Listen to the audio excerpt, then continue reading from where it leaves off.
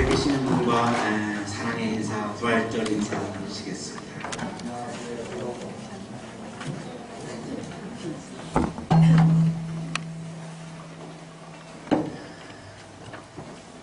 (1977년) 엘살바도르에서 엠베르토 장군이 부정선거를 통하여 대통령에 당선하는 시도를 했습니다. 그때 오스카 로메오라고 하는 신부님은 책벌레인 학자, 책상 앞에만 앉아있는 그런 신부였습니다. 오늘 길거리를 걸어가다가 많은 군중들이 엠베르토 장군의 부정선거를 반대하는 시위를 보게 됩니다. 프리덤 프리덤 그러면서 자유를 외치는 그 광경은 책상에만 앉아있던 신부님이었기에 굉장히 인상 깊게 다가왔고 굉장히 낯설기도 하고 굉장히 마음의 이상함을 느끼게 됩니다. 결국 엠베르토 장군이 부정선거 대통령에 당선하게 되고 그날 오스카 로메로 신부님은 주교로 비숍으로 취임을 하게 됩니다. 오늘날 길거리를 가다가 자유를 외치는 군인들이 쏘는 총에 의해서 죽어가는 모습을 목격을 합니다. 태어나서 그런 장면은 처음 보는 것이었고 너무 놀라고 세상에 이런 일도 있는가 너무나 당황하고 충격적이었습니다. 자기도 모르게 그 군인들 앞에 나서서 오스카 로메로 대주교는 외치기 시작했습니다. 형제들이여, 여러분 각자가 모두 우리입니다. 우리는 동족입니다. 여러분이 죽이는 노동자 농민은 여러분의 형제 자매입니다.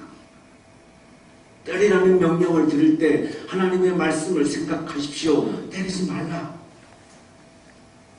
어떤 군인도 하나님의 계명을 얻으면서 명령을 따를 필요는 없습니다. 하나님의 이름과 하나님의 이름으로 비탄의 소리가 하늘을 찌르는 억눌리는 백성의 이름으로 간청합니다. 호소합니다. 명령합니다. 억압을 중단하십시오. I order you in the name of God. Stop! Stop! 하나님의 이름으로 내가 명령합니다. 총 쏘는 것을 중단하십시오. 중지하십시오. 군인들이 와서 비웃으며 오스카 로메로 신부님의 옷을 찢고 발가벗겼습니다. 당황한 신자들이 자기의 겉옷을 벗고 신부님의 몸을 가려드리는 장면이 굉장히 인상적인 영화의 장면이었습니다.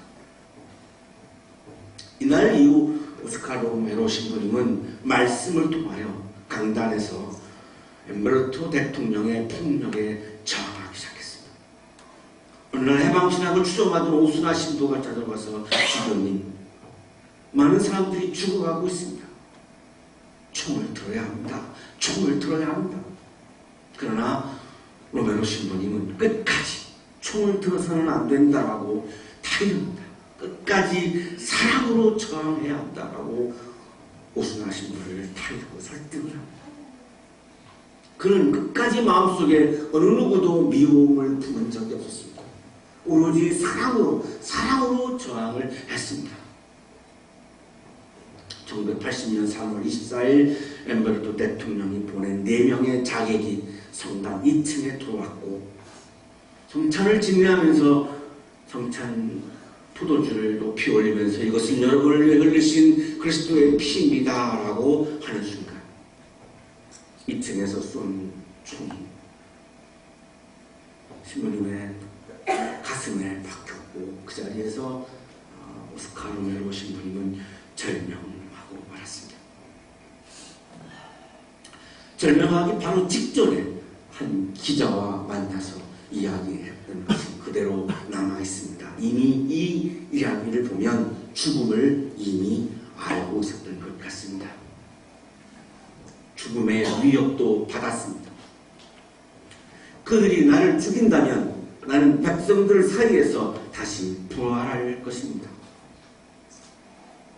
그들이 나를 죽인다면 나는 백성들 사이에서 다시 부활할 것입니다. 사람이 사람을 죽일 수 있는 생명도 있지만 죽일 수 없는 생명도 있음을 이야기하고 있습니다. 사람이 사람을 죽일 수 있는 기운도 있지만 사람이 도저히 죽일 수 없는 기운도 있음을 신부님은 이야기하고 있는 거죠. 내 피는 자유의 씨앗이 되고 희망이 실현되는 계기가 될 것입니다. 한 사람의 주교는 죽습니다. 그러나 하나님의 교회는 결코 죽지 않습니다. 신부님은 하나님의 교회를 people, 사람으로 해석하고 있습니다.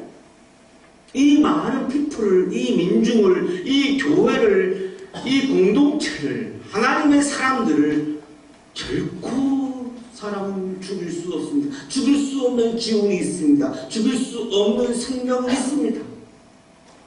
그래서 살인을 저지른 이들에게 우리는 그대를 사랑한다고, 그래서 진심으로 회개하기를 바란다고 말하고 싶습니다. 그분은 죽일 수 없는 생명, 죽일 수 없는 기운이 있음을 믿고 있었고, 죽일 수 없는 기운이 보이지 않지만 오스카 로메로 신부님은 죽일 수 없는 기운을 분명히 보고 있었던 것입니다. 오늘 성서일관은 우리들에게 죽일 수 없는 기운이 있음을 우리에게 증언해 주고 있습니다. 일회의 첫날, 7일 중에 첫날입니다. 일요일입니다. 이른 새벽에 저들은 준비한 향로를 가지고 무덤으로 갔습니다. 태양이 벽돌을 아주 내리쬐고 있었습니다. 낮과 밤이 같은 충분히 왔습니다. 충분히 지난 첫 만월 보름이었습니다. 그리고 그 보름이 지난 첫 번째 일요일이 바로 이날. 그래서 오늘날에도 부활절은 계속 바뀝니다. 충분히 지난 만월 다음에 오는 첫 번째 일요일이 부활절이기 때문에 바로 매년 바뀌고 있고 바로 오늘이 그날입니다. 꽃샘추위가 물러가고 봄이 오기 시작했습니다. 생명의 물이 계곡을 굽이굽이 흘러내리고 있었습니다. 대지에는 아지랑이가 피어올랐고 진달래가 꽃망울을 터뜨리며 신비롭게 피어났습니다. 개나리가 화사하게 피어났고 유채꽃이 만발했습니다. 모든 세상의 봄의 기운이 약동하고 있었습니다. 뭔가 거기에 희망이 있는 것 같고 보이지 않던 이 꽃들이 보이면서 뭔가가 새로운 희망이 꽃 피어나는 느낌을, 그런 기운을 모두가 느낄 수 있는 바로 그런 봄이었습니다. 서른 즈음을 살다가 부당한 정죄로 죽어간 생명을 잃어버린 예수. 많은 사람들이 그 예수의 죽음 앞에서 하나님의 나라와 정의에 대한 기대를 갖다가 모두가 그 기대를 꺾어버린, 그래서 모두가 그 무덤을 떠나버린 외로운 무덤입니다. 그 무덤에도, 골고다 언덕에도 봄이 찾아왔고 봄 내음이 가득했습니다. 보이지 않던 꽃들이 보이기 시작한 그 봄날에 정말 그 예수를 사랑했던, 그 예수를 통해서 하나님의 나라와 생명의 나라를 기대했던 많은 사람들 중에 여성들, 너무나 그 예수가 보고 싶었습니다. 하나님의 나라를 이야기했던, 희망을 얘기했던, 정의를 이야기했던, 생명을 얘기했던, 그래서 새로운 나라가 올 것이라고 기대했던 많은 사람들 중에 몇 명의 여성이 너무나 그 이야기를 했던 그 예수님이 보고 싶었습니다. 시신이라도 보지 않고서는 견딜 수 없어서 그녀들은 시신을 보기 위해서 왔던 것입니다. 그것을 증명하는 것이 향로를 준비한 것입니다. 이 향로는 시신에 바르는 향로입니다. 시신이라도 보고 싶은 거죠. 부활은 생각도 못했습니다. 부활은 한순간에도 상상도 하지 못했습니다. 예수님이 평소에 그렇게 부활을 말씀하셨지만 그것을 믿을 수가 없었습니다. 부활에 대한 믿음이 마음에 울려오지 않았습니다. 그래서 시신이라도 보고 싶어서 무덤을 찾아온 것입니다. 보이지 않던 꽃들이 보이기 시작한 그 무덤에 왔더니 무덤어기를 막은 돌이 무덤에서 불려져 나가 있는 겁니다. 보이지 않던 꽃들은 보이는데 보이던 시신은 보이지 않는 것입니다. 이때 이 여성들에게 다가온 감정은 무서움이었습니다. 신비로움이 아닌 무서움이었습니다. 시신이 없어지다니 너무나 무서운 거죠. 귀신이 한 것 같기도 하고 사람들이 훔쳐가는 것 같기도 하고 등등등 어쨌든 무서운 겁니다. 그 무서운 마음을 쓸어내리면서 너무나 궁금하고 무섭고 그 아주 복잡한 마음을 가지고 조용히 그 무덤 안을 들여다보는 겁니다. 시신이 없습니다. 여기 시신은 헬라어 성경에 소마라고 되어 있습니다. 삭스, 플래시가 아니라 소마라고 표현하고 있습니다. 보이지 않던 꽃들은 보이는데 보이던 시신은 보이지 않는 것입니다. 그래서 그들이 이 일을 어떻게 해야 할지 몰라서 너무나 당황하고 있었습니다. 그 무서움 앞에서 어떻게 해야 되나 막 당황스러운 거죠. 눈부신 옷을 입은 두 남자가 갑자기 그 여성들 앞에 나섰습니다. 여성들은 두렵고 무서워서 얼굴을 아래로 숙였습니다. 그런데 거기다 대고 그 남자들이 이야기하는 겁니다. 어찌하여 너희들은 살아계신 분을 죽은 사람들 가운데서 찾고 있느냐. 자, 그러면서 세 가지를 이야기했습니다. 첫 번째, 그분은 여기에 계시지 않는다. 예수의 시신은 무덤에 없다는 것입니다. 무덤은 비어있다는 것입니다. 보이던 시선이 보이지 않는 겁니다. 두 번째, 사랑하셨다. 에게르 때 이제 라이즌 일으킴을 받았다. 수동태죠. 하나님의 행위에 의해서 하나님의 부활의 주체인 하나님의 기운에 의해서 그 시신은 없고 보이지 않고 일으킴을 받았다는 겁니다. 3년 동안 끊임없이 예수는 사람들을 찾아가서 죽었던 사람들을 일으키고 병자들을 일으키고 안진뱅이를 일으켰는데 이번에는 하나님께서 그 죽은 예수를 일으켰다는 것입니다. 죽은 예수를 일으킨 그 기운, 하나님의 기운, 엄청난 기운이죠. 그 기운이 지금 그 무덤 앞에 가득한 것입니다. 이 하나님의 기운은, 시신을 일으키는 하나님의 기운은 사람은 도저히 죽일래야 죽일 수 없는 기운이죠. 사람이 죽을 수 없는 그 기운이 그 무덤에 충만하고 가득 찼던 것입니다. 아직까지 이 여성들은 보이지 않던 꽃들은 보았지만 이 하나님의 기운, 죽을 수 없는 기운은 아직 보지 못하고 있었습니다. 그래서 두 남자가 세 번째 이야기를 한 것이죠. 갈릴리에 계실 때 너희들에게 하신 말씀을 기억해 보아라.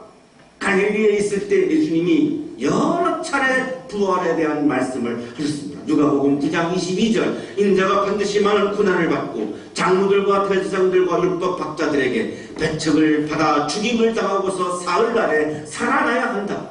누가복음 18장 33절 그들은 채찍질한 뒤에 그를 죽일 것이다. 그러나 그는 사흘째 되는 날에 살아날 것이다. 예수를 너무나 좋아하고 사랑하고 그 예수에게 모든 것을 기대한, 그리고 그 예수를 정말로 메시아로 하나님의 아들로 믿었던 이 여성들이었지만 이 부활에 대한 예수님의 말씀은 믿지 못했습니다. 하나님의 기운이 보이지 않는 겁니다. 그 무덤에는 죽일 수 없는 하나님의 기운이 가득했지만, 소마 시신을 일으켜 세웠던 하나님의 기운이 충만했지만 이 여성들이 그 하나님의 기운은 아직도 보지 못하고 있었던 것입니다. 인자는 반드시 죄인의 손에 넘어가서 십자가에 처형되고 사흘째 들은 날에 살아나야 한다라고 하시지 않았느냐 이 말씀을 좀 기억해 보라. 그때 이 여성들이 예수의 말씀을 회상했습니다. 엠네스세상 기억했다라고 하는 의미입니다. 전에 갈릴리에서 부활에 대한 하신 예수님의 말씀을 기억하기 시작한 겁니다. 기억해보니까 정말로 그 말씀이 생각이 났고 부활에 대한 말씀을 하신 것이 분명히 맞는 겁니다. 그 말씀을 회상하고 기억했습니다. 자, 여기에서 놀라운 일이 벌어지기 시작합니다. 분명히 8절 이전까지는 이 여성들이 하나님의 기운을 보지 못했던 여성들이었는데 말씀을 회상한 이후에 놀라운 신비로운 일이 벌어지기 시작합니다. 그들은 무덤에서 돌아와서 11제자와 그 밖에 모든 사람에게 이 모든 일을 알리기 시작했습니다.